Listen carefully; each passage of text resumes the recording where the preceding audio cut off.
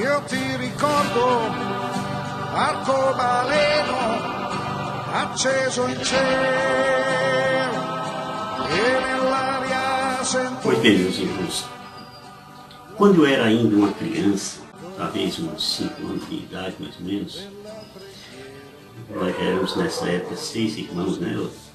Minha mãe deu à luz 12 crianças, então eu tinha uns 5 anos e todos esses 6 irmãos que eu tinha na época eram crianças, né? Pequenos.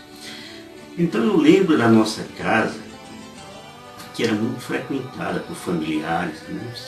Principalmente as tias, né? Que iam lá e ficavam conversando, né? Velhos tempos. A energia nessa época era cortada às 21 horas, 9 horas da noite. Depois que era cortada, né?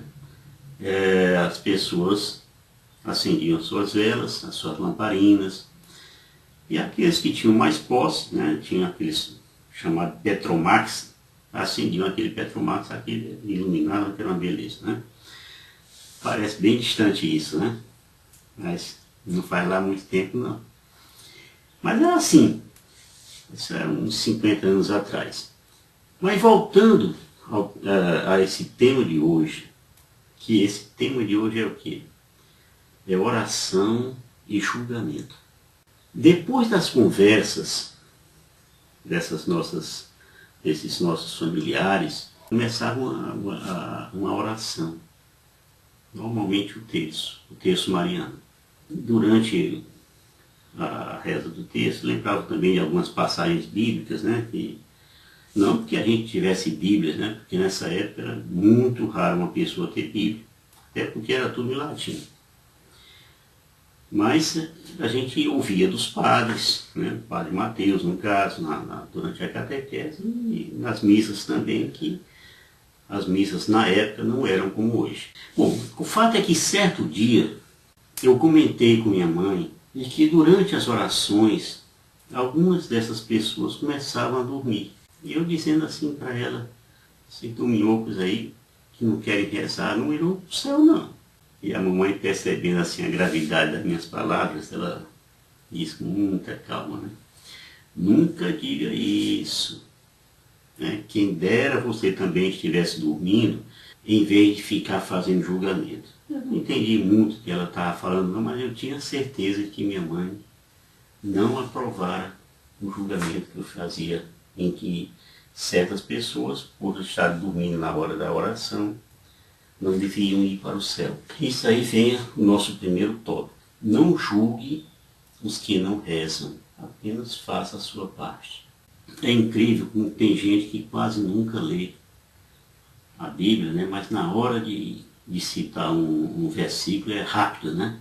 E o versículo normalmente é esse: não julgueis e não sereis julgados. Então esse texto, normalmente, ele tenta calar os religiosos como defesa dos pecadores que não aceitam se converter. Antes de tudo, nunca devemos julgar a alma de quem quer que seja. Né? Foi Jesus mesmo quem disse isso. A questão, gente, é que muitos de nós ficamos de mãos atadas ao tentarmos corrigir um irmão. E um irmão que normalmente está trilhando por um caminho errado. Aí fica aquele negócio, julga, não julga, se falar, está julgando. Né? Então dizem até que a gente fica meio receoso de parecermos assim que estamos nos intrometendo na vida particular das pessoas. Dizem que somos chatos, que somos inconvenientes e tal e tal. Mas eu lhe pergunto, e então, o que é que nós devemos fazer? Aprendi que é uma questão de abordagem. Então peçamos ao Espírito Santo o dom de nos aproximarmos desses irmãos e comunicarmos a ele a verdade, sem feri-los, sem o acusarmos de nada. Recorde que antes da sua conversão você também não rezava. Você vivia aí no mundão, bebendo e tal, jogando, sem a menor ligação com o mundo espiritual de oração. Né? Lembra daquela passagem que disse Jesus: porque olhas a palha que está no olho do teu irmão e não vês a trave que está no teu próprio olho. Então tomemos muito cuidado, né, com os nossos julgamentos e abordagens erradas. Por que o nosso julgamento não pode ser como o de Deus? É porque no nosso julgamento falta misericórdia. E quando Deus julga, julga com misericórdia. Está aí bem explicada aí a diferença. Então nós devemos entender o significado dessa expressão dita por Jesus, pelo que ele acrescentou logo a seguir. Porque do mesmo modo que julgardes, sereis também vós julgados. E com a medida com que tiverdes medido, também vós sereis medidos. Então, Jesus não está nos proibindo de falar com o irmão.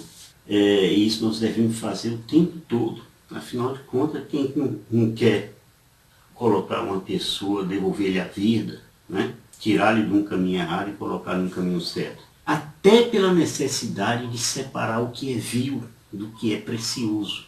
Ou seja, do que é podre, do que é saudável. Então, a que tipo de juízo, então, está o Senhor Jesus se referindo? Né?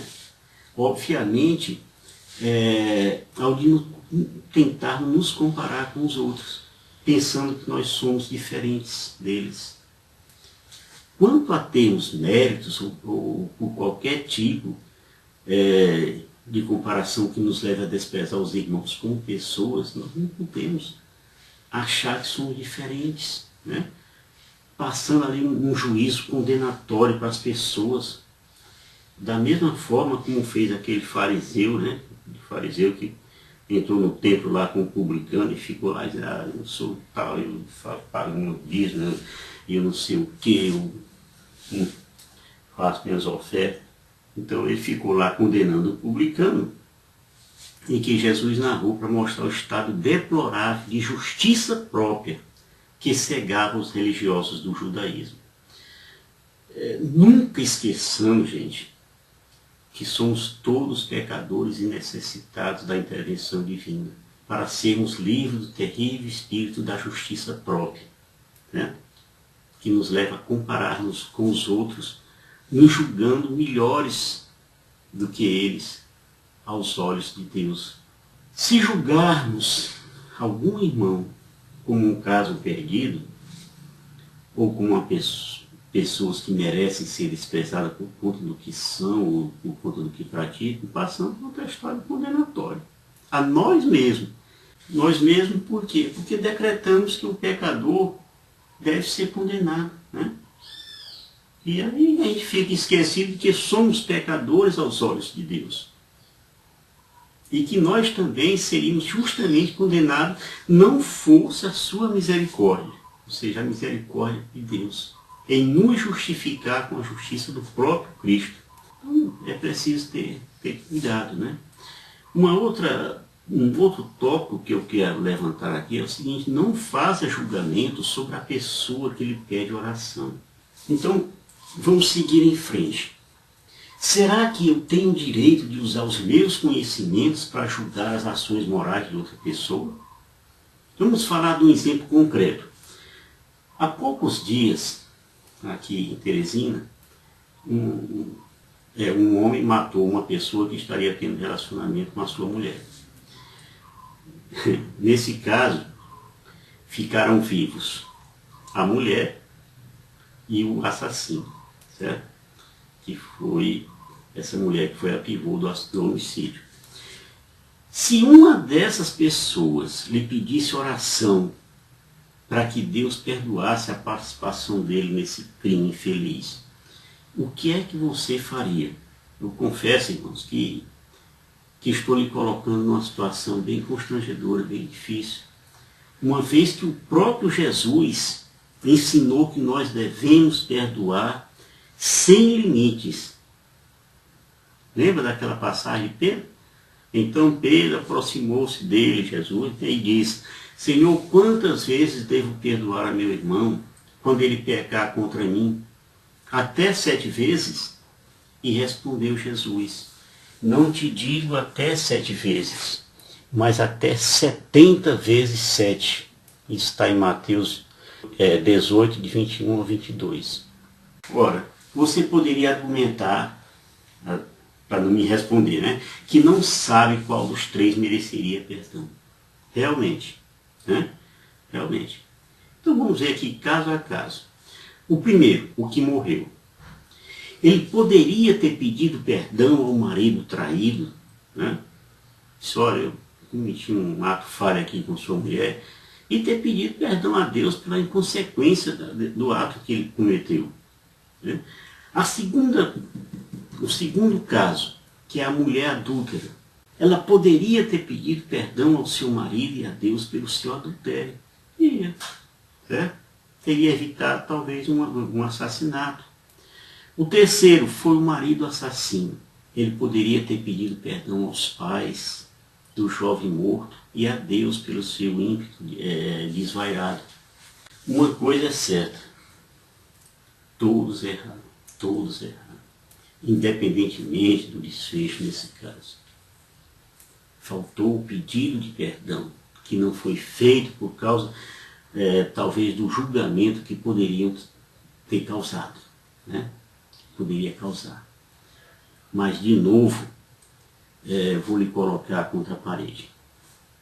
Vou lhe fazer de novo uma pergunta difícil. Se um dos três tivesse lhe contado a sua história e lhe pedisse oração, revelando todos os fatos, o que você faria? O fato é que Jesus não foi ambíguo quando ele falou isso, né? O Evangelho nos açoita com as suas verdades. Vamos lembrar dessa passagem. Eu, porém, vos digo, não resistais ao mal. Se alguém te ferir a face direita, oferece-lhe também a outra. Mateus 5:39. Você está entendendo como é difícil essas coisas?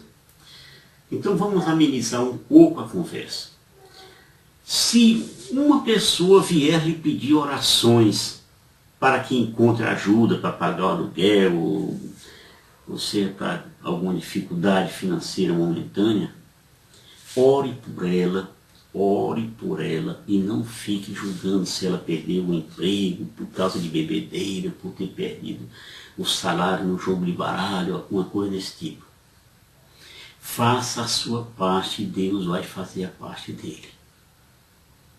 E quando eu digo faça a sua parte, não estou dizendo pegue do seu dinheiro, do dinheiro da sua família e dê para ele, não. Estou dizendo reze por ele, para que ele consiga sair dessa situação. Quem sabe ele não deixará de jogar cartas, ou deixar de participar de bebedeiras, né, de sair com mulheres, essas coisas. Entendeu? Pois é. Essa pessoa, ele pode muito bem estar fazendo algo muito errado, mas nós não temos um conhecimento real da situação pessoal desse irmão perante Deus. Não podemos simplesmente desprezá-lo. Não conhecemos o seu passado, sua situação de saúde, as suas mágoas, o que ele está passando, né, as dores que ele está sofrendo, talvez o assédio moral dentro da empresa, alguma coisa desse tipo. O estado de uma alma aos olhos de Deus é algo reservado apenas a Deus e a essa alma. O nosso catecismo da Igreja Católica explica como é que certos fatores podem afetar as decisões livres de um homem, de tal forma que a sua culpa possa ser diminuída e limitada. Apenas Deus enxerga e conhece a razão inteira de cada ato que nós cometemos. Talvez essa moça que foi pivô desse homicídio, ela tenha vindo de uma família mal estruturada, nunca tenha vivido um amor autêntico na vida dela. Talvez ela tenha sido abusada quando criança ou quando jovem, a pré-adolescente. Talvez para ela fazer sexo casual significasse ser uma mulher livre, dona do próprio nariz. Até então, ela nunca tinha passado por uma situação parecida com essa, né? Enfim, que pelo menos fique um exemplo. Certo? Veja esse texto. Quem de vós estiver sem pecados, seja o primeiro a lhe atirar uma pedra. João 8, no versículo 7b. Aí eu lhe pergunto de novo. Como vemos e julgamos o nosso próximo? Nós vemos o nosso próximo como nós mesmos ou o vemos como aquele olhar superior do fariseu dirigido ao publicano? Você lembra dessa passagem? Eu vou ler aqui para você entender direito, né? Subiram 2 homens ao templo para orar. Um era fariseu, o outro publicano. O fariseu, em pé, orava no seu interior desta forma: graças te dou, ó Deus, que não sou como os demais homens, ladrões, injustos e adúlteros, nem como o publicano. O publicano é aquele que ficava cobrando imposto, que está ali, né? Eu jejuo 2 vezes por semana e pago o dízimo de todos os meus lucros. O publicano, porém, mantendo-se à distância, não ousava sequer levantar os olhos ao céu, mas batia no peito, dizendo: ó Deus, tem piedade de mim que sou pecador.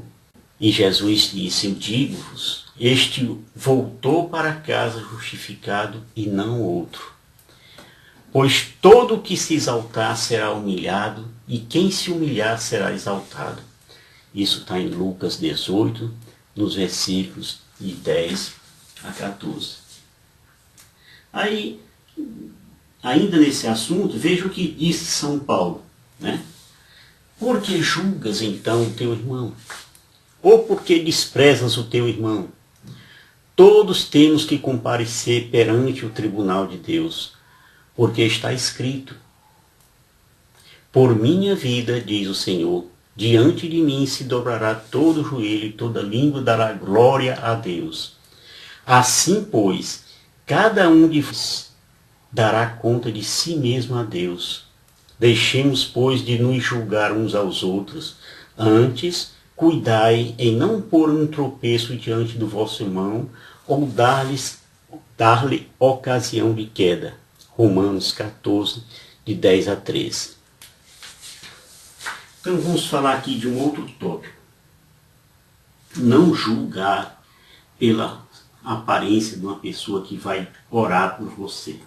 Há uns 15, 18 anos atrás, eu ouvi uma vez uma pregação, Roberto Canuso, quando ele contou uma história de um senhor que estava com câncer, e ele não era católico, não era nada, e a mulher dele levou ele na Canção Nova. E a Canção Nova naquela época era um sítiozinho muito pequeno, não tinha quase nada. Mas aí ele precisava voltar, tinha terminado o acampamento e tudo. Aí disseram para ele: olha, está aqui esse endereço, vá nesse endereço, que tem um senhor que pode orar por você. Ele tem um dom especial de cura. Aí já estava mesmo se despedindo, o sujeito com câncer todo, né? Todo para baixo. Aí foram nesse outro dia seguinte, foram no endereço que foi dado para ele. Quando chegou perto da casa desse senhor que foi designado, o sujeito começou a ver que ali era um bairro muito pobre. Era um negócio até perigoso entrar ali, né? Ele com um carrão muito bonito. Mas a esposa, sempre a esposa, né? A esposa disse: não, vamos continuar. Aí ele dizia: mas é muito perigoso o negócio aqui, olha, daqui a pouco vamos. Aí terminaram, cada vez que eles entravam mais nesse bairro, mais pobre o bairro ficava. E o sujeito já estava com medo, já estava querendo voltar. Até que enfim chegaram na casa desse senhor. Só que quando eles chegaram na casa do senhor, bateram lá, a mulher dele veio abrir e tal, só vim falar com fulano de tal. E o sujeito estava deitado numa cama, esquálido, super magro. Estava num câncer terminal, talvez com poucos dias de vida. Aí o o bacana lá disse, rapaz, mas eu aqui, com o funcionário aqui, me bota aqui para pegar a oração do homem desse que está pior do que eu. Ai, meu Deus do céu, o que é que eu vim fazer aqui? Aí o senhor lá olhou para ele e disse, o que é que você veio fazer aqui? Então, me mandaram aqui para o senhor rezar em mim aqui, né? Aí o sujeito, o homem lá olhou para ele assim, o senhor lê a Bíblia? Ele disse, olha, para ser sincero, faz muito tempo. Para ser sincero mesmo, eu nunca peguei na Bíblia. Aí a mulher estava do lado e disse assim, olha, abra a Bíblia. Aí a mulher chegou, abriu a Bíblia. Vou te entender. A mulher botou o dedo bem em cima de uma passagem. Essa passagem eu vou colocar aí na... que Ezequias estava lá morrendo, uma doença lá, e Deus disse para ele, olha, eu ouvi as suas orações, eu vi as suas lágrimas. Eis que eu vou te conceder mais 15 anos. Ele, aquele senhor que foi em busca da oração, não entendeu nada. Mas a mulher, que já tinha uma pequena caminhada, disse, Deus deu a cura a ti. Me arrepio. Aí foi que o homem ficou sem entender nada mesmo. E o senhorzinho lá que estava doente disse, olha, vão em paz.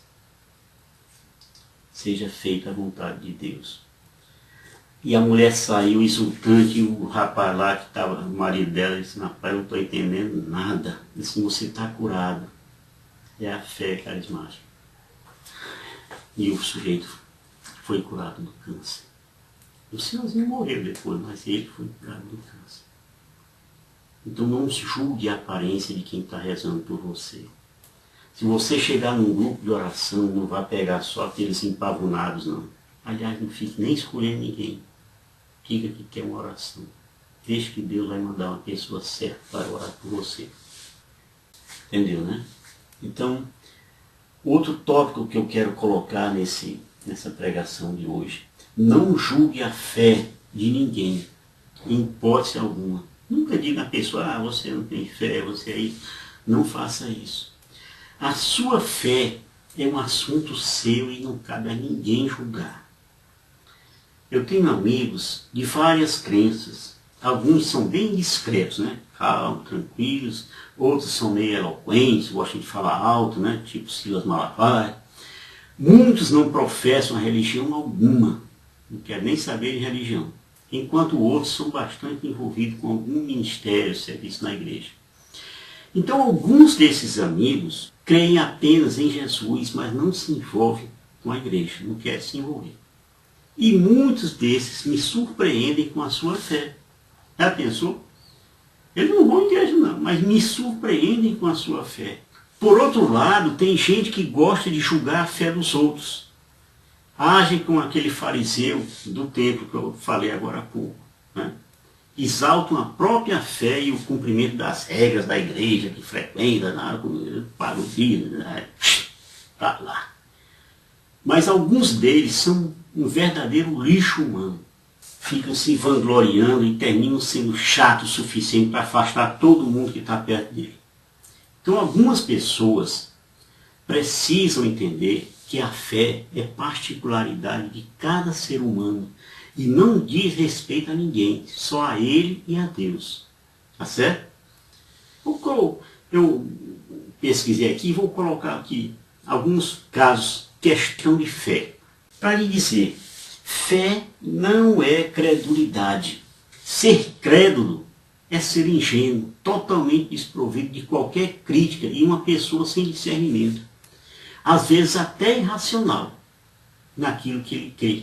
Então diz lá em Hebreus, a fé é o fundamento da esperança, é uma certeza a respeito do que não se vê. Pela fé reconhecemos que o mundo foi formado pela palavra de Deus e que as coisas visíveis se originaram do invisível.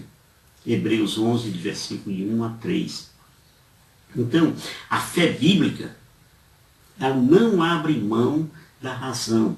Ao contrário, ela está apoiada no caráter e nas promessas de um Deus coerente e íntegro, de quem herdamos nossa racionalidade. Tá certo? Uma outra, Fé não é otimismo. O otimista, ele põe a sua confiança em qualquer coisa, em qualquer pessoa. O otimista, vamos dizer assim, o otimista esotérico, ele acredita que devemos atrair forças positivas para o nosso favor, né? Aí tem também o otimista humanista. Ele crê que devemos confiar em nossas próprias forças, né? Afinal, somos capazes de fazer qualquer coisa, né? Mas, gente, a fé definitivamente não é otimismo. E não é a confiança em qualquer coisa que se dê certo. O escudo que Deus nos deu para enfrentarmos a luta espiritual não é feito de otimismo, mas é de fé. Então, o otimismo, ele não suporta o calor da luta. O otimismo não resiste a um sentimento de fracasso, né, por causa de um filho que começou a se drogar. Ele não resiste a um sentimento de fracasso por causa de uma empresa que faliu, de um casamento desfeito, ou da doença sem cura, por exemplo, né? Aí não tem otimismo que tem jeito para ele, né? Então, quando essas situações se transformam em flechas nas mãos do maligno, apenas o escudo da fé é capaz de lhe proteger dos dardos inflamados do inimigo. Outra coisa, fé não é autoconfiança. Então façamos a diferença entre os dois conceitos que às vezes se misturam: a autoconfiança e a autossuficiência.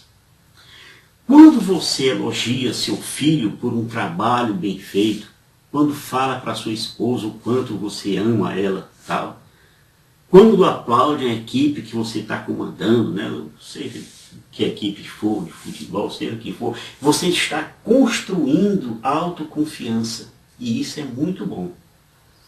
Mas fé não é autoconfiança. Fé é confiança em Deus. Como disse Jesus, né? Não se perturbe o vosso coração. Credes em Deus, crede também em mim. Outra coisa, fé não é autossuficiência. A autossuficiência é um veneno. Ele nos afasta de Deus e das pessoas. A autossuficiência, ela destrói relacionamento, nos isola e nos dá uma falsa sensação de independência. A autossuficiência é a fé em você mesmo. Não é a fé bíblica. A fé bíblica não é autoajuda, mas é a ajuda que vem do alto, do Deus eterno. Entenderam? Pois é, meu irmão. Vocês estão lembrados do início desse vídeo? Eu estava contando lá uma história carinhosamente que a minha mãe me ensinou a não julgar as pessoas, né? A não achar que uma pessoa estava fazendo algo errado, ela não tinha lugar no céu. Minha mãe tinha razão. Eu não sei se ela se lembra disso, mas eu me lembro. Eu trago vivo esses momentos, né? Quantas vezes mamãe, nessa idade, eu ia com a mamãe para a missa, às 5 horas da manhã. Era pastor, celebrada pelo Padre Mateus. Então pratique, meu irmão, um pouco disso com seus filhos, um pouco com seus parentes e amigos, tá bom? Oração e julgamento. Shalom.